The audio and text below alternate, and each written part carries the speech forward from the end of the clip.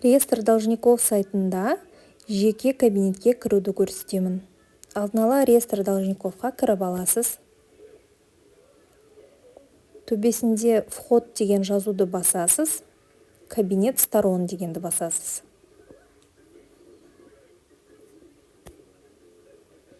Егерде бірінші рет кіріп тұрсаңыз, регистрация өтесіз. Мұны астында зарегистрироваться дегенді басасыз, регистрация өтесіз.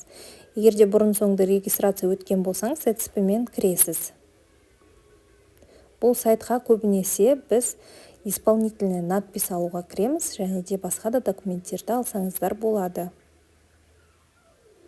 ЭЦП-ңызбен подписать етіп, осылай кіресіз.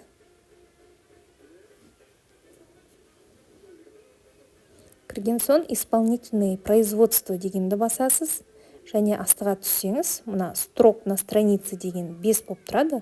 Оны сіз 10, 15, 100 әртеу біреуіне қоясыз, сол кезде мұны шығады.